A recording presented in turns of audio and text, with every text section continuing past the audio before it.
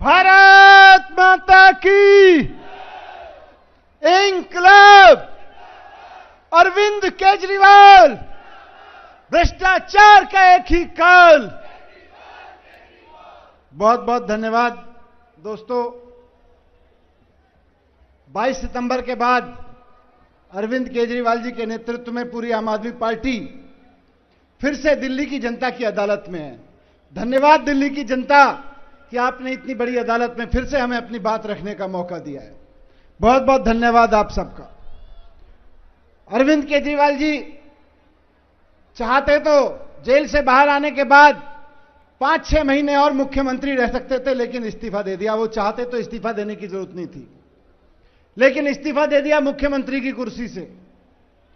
मैं भी जब सीबीआई मुझको गिरफ्तार करके ले गई थी, डिप्टी सीएम था, एजुकेशन मिनिस्टर था, शिक्षा पे काम कर रहा था। जेल से बाहर आया तो वापस डिप्टी सीएम बन सकता था, वापस शिक्षा मंत्री का काम संभाल सकता था, लेकिन नहीं, मैंने भी मना कर दिया कि अभी डिप्टी सीएम नहीं बनना है। ये लांछन लेके इस तरह का जो बीजेपी ने लांछन लगाया है, इस लांछन का आधा जवाब तो कोर्ट से आ गया है और आधा जवाब जनता से आ जाएगा। ये लांछन लेके सीएम और डिप्टी सीएम की कुर्सी पे नहीं बैठेंगे। अगर अरविंद केजरीवाल जी ईमानदार हैं और दिल्ली की जनता ये कहती है कि अरविंद केजरीवाल जी ईमानदार हैं, तो सम्मान के साथ वापस जाके सीएम की कुर्सी पे बैठेंगे और फिर काम करेंगे तन मन धन से। अगर दिल्ली की जनता ये कहती है कि अरविंद केजरीवाल जी काम करने वाले व्यक्ति हैं, तो जनता मोहर लगाएगी अरविंद केजरीवाल जी के काम करने वाले काम पे, और फिर केजरीवाल जी जाके मुख्यमंत्री की कुर्सी पे बैठेंगे अगले चुनाव के बाद। अगर मेरे ऊपर दिल्ली के लोगों को भरोसा है कि ये आदमी शिक्षा मंत्री बनेगा, मनीष सिसोदिया शिक्षा मंत्री बनेगा, हम इसको दोबारा शिक्षा मंत्री चुनते हैं, तब मैं जाके शिक्षा मंत्री की कुर्सी पे बैठूंगा, नहीं तो नहीं बैठूंगा। अगर दिल्ली की जनता मोहर लगाएगी तो बैठेंगे। इसलिए जनता की अदालत में सर, मैं जनता की अदालत के साथ साथ पदयात्रा में भी जा रहा हूं, पूरी दिल्ली में पदयात्राएं कर रहा हूं। हर जगह पदयात्राओं में मुझको लोग मिल रहे हैं। लोग बताते हैं कि जब से केजरीवाल जी मुख्यमंत्री बने उससे पहले कई लड़के मिलते हैं मुझे, कई लड़कियां मिलती हैं, महिलाएं, कि जी हम तो उत्तर प्रदेश में रहते थे, हम तो राजस्थान में रहते थे, हम तो मध्य प्रदेश में या उत्तराखंड में रहते थे, बिहार में रहते थे, लेकिन जब से केजरीवाल जी मुख्यमंत्री बने हमें बिहार में, उत्तर प्रदेश में रहते हुए लगा कि हमारे बच्चों का भविष्य वहां नहीं, केजरीवाल जी की सरकार में भविष्य मिलेगा, इसलिए हम दिल्ली आ गए। उन लोगों का यह कहना है, सर दिल्ली के लोगों का कहना है, मैं पदयात्राओं में लोगों से मिलता हूं कि अगर केजरीवाल जी मुख्यमंत्री नहीं रहेंगे तो हमारे बच्चों की शिक्षा का क्या होगा। ये दिल्ली के लोग पूछ रहे हैं मुझसे पदयात्रा में। मुझसे दिल्ली के लोग पूछ रहे हैं पदयात्रा में कि अगर केजरीवाल जी मुख्यमंत्री नहीं रहेंगे तो हमारे बच्चों के स्कूलों का क्या होगा, अस्पतालों का क्या होगा, फ्री बिजली बिल का क्या होगा, जीरो बिजली बिल जो आते हैं उनका क्या होगा, जो महिलाओं के लिए जीरो टिकट कर रखा है, फ्री बस यात्रा कर रखी है, उसका क्या होगा, बुजुर्गों की मुफ्त तीर्थ यात्रा का क्या होगा अगर केजरीवाल जी मुख्यमंत्री नहीं रहेंगे। ये लोग पूछ रहे हैं। इसलिए लोग अंदर अंदर संकल्प पैदा कर रहे हैं कि आने दो चुनाव, बता देंगे मोहर लगा के कि हमारे केजरीवाल जी ईमानदार भी हैं और केजरीवाल जी से ज्यादा कोई काम भी नहीं करता है। दिल्ली को तो केजरीवाल जी चाहिए, क्योंकि लोग जानते हैं कि अगर अरविंद केजरीवाल जी नहीं रहे तो जिस आदमी का बिजली का बिल अभी जीरो आ रहा है, कई कई हजार रुपए आने लगेगा, जिसके स्कूल बर्बाद हो गए, सरकारी स्कूल बर्बाद हो जाएंगे और प्राइवेट स्कूल 10 गुना फीस कर देंगे। लोग जानते हैं इस बात को।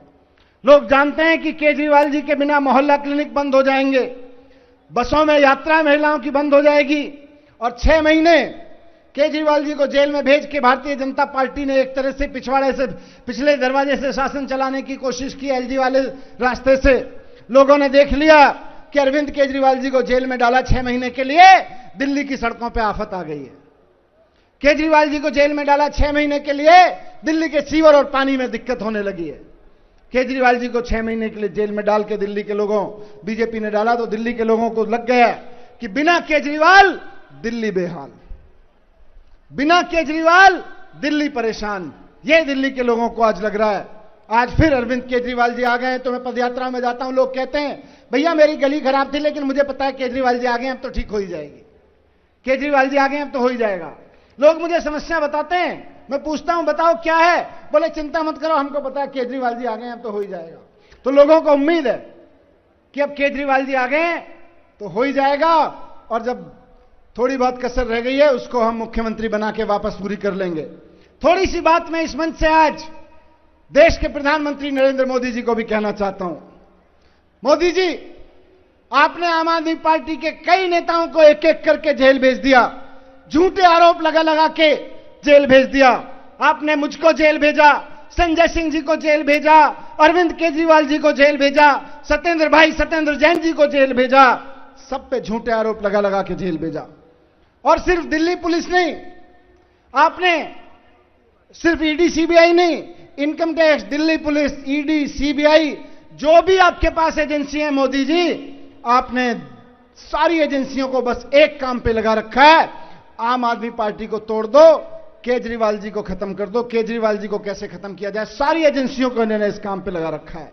मैं आज इस मंच के माध्यम से नरेंद्र मोदी जी से पूछना चाहता हूं कि आपने हमको सबको जेल में डाला, केजरीवाल जी को 6 महीने जेल में रखा, क्या मिला नरेंद्र मोदी जी आपको? क्या मिला आपको अरविंद केजरीवाल जी को 6 महीने जेल में रख के? क्या हासिल किया आपने? एक ही चीज की आपने कि आपने 6 महीने केजरीवाल जी को जेल में रख के दिल्ली के काम रुकवा दिए, आपने सड़कें खराब करवा दी, आपने पानी सीवर की प्रॉब्लम क्रिएट करा दी, पावर कट बढ़ने लगे जब केजरीवाल जी आपने दिल्ली में जेल में डाले, लोगों को परेशानी हुई। आज तक मोदी जी से कह रहा हूं कि आज तक देश के इतिहास में एक भी नेता ऐसा नहीं हुआ जिसने विपक्ष को खत्म करने के लिए दिल्ली के, अपने राज्य के, देश के लोगों के काम रुकवाए हों। मैं कहूंगा कि मोदी जी आज आपको दिल्ली से माफी मांगनी चाहिए कि उनके चुने हुए नेताओं को आपने जेल भिजवाया। दिल्ली के काम रुकवाने के लिए मोदी जी आपको दिल्ली वालों से माफी मांगनी चाहिए। आपने दिल्ली के बच्चों को भविष्य खराब करने की साजिश करी है, आपको दिल्ली के बच्चों से माफी मांगनी चाहिए।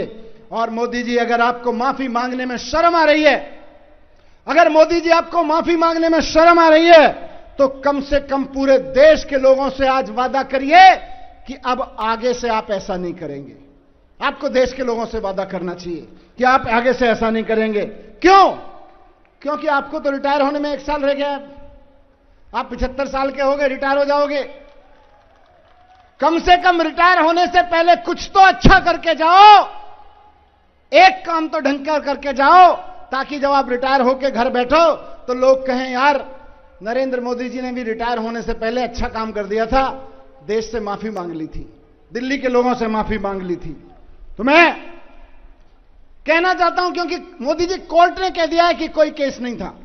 आज कोर्ट कह रहे हैं कि सारे आरोप झूठे हैं। सुप्रीम कोर्ट ने, देश के सबसे बड़े कोर्ट ने इन एजेंसियों को ऐसे लताड़ा है, मोदी जी की एजेंसियों को, कि ये जिंदगी भर याद रखेंगे ईडी और सीबीआई वाले कि किसी ने किसी मामले में झूठा आरोप लगा के इन्होंने उनको लताड़ा था। बीजेपी के आरोप पे तो कोई भरोसा नहीं करता, लेकिन कोर्ट जो कह रहा है उस पर तो भरोसा करोगे। आज देश के सबसे टॉप सुप्रीम कोर्ट ने कहा है कि केजरीवाल जी को जबरदस्ती अरेस्ट किया गया था। ये मैं नहीं कह रहा, सुप्रीम कोर्ट ने कहा है। कोर्ट कह रहा है कि 400-500 रेड्स कर दी आप लोगों ने, लेकिन आपको 1 रुपया केजरीवाल जी से, मनीष सिसोदिया से, संजय सिंह से नहीं मिला। ये कोर्ट कह रहा है आज आपकी एजेंसियों को और आपको। कोर्ट कह रहा है कि आपने बिना सबूत, बिना आधार इन लोगों को इतने दिन जेल में रखा। कोर्ट कह रहा है, सुप्रीम कोर्ट कह रहा है कि आज सीबीआई और ईडी मोदी जी के तोता मैना बन के रह गए, पैरेट, पिंजरे में बंद तोता बन के रह गए।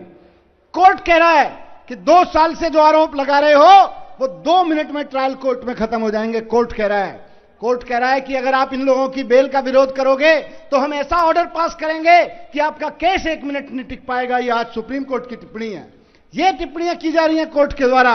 कोर्ट पूछ रहा है कि आप ऐसे ऐसे गवाहों को लेके आ रहे हो, कैसे कैसे गवाहों को लेके आ रहे हो जो जिन रोजाना अपना बयान बदलते रहते हैं। ये तो तुम्हारे गवाह हैं मोदी जी, ये इन गवाहों के बेस पर आप केजरीवाल जी को अरेस्ट कर रहे हो।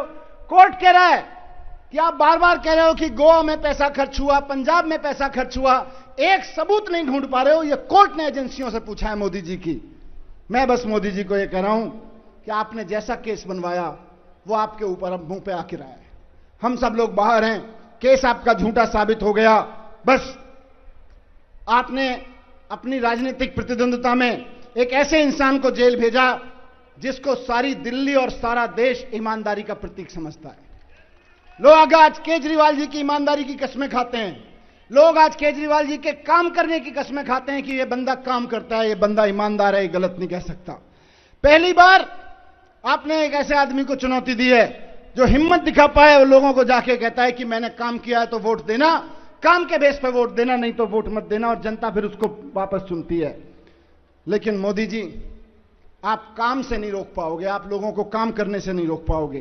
केजरीवाल जी जेल में अंदर रहें या बाहर, सरकार में रहें या सरकार से बाहर, केजरीवाल जी ऐसे आदमी हैं जो 24 घंटे यही सोचते रहते हैं कि दिल्ली के लिए कैसे काम किया जाए, दिल्ली के काम कैसे किए जाएं।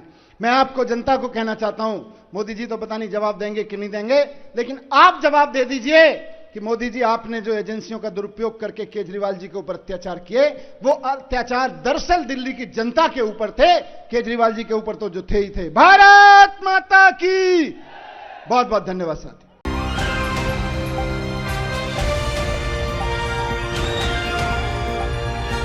दिल्ली, हरियाणा, उत्तर प्रदेश, राजस्थान की हर खबर के साथ देखते रहिए न्यू इंडिया न्यूज नेटवर्क।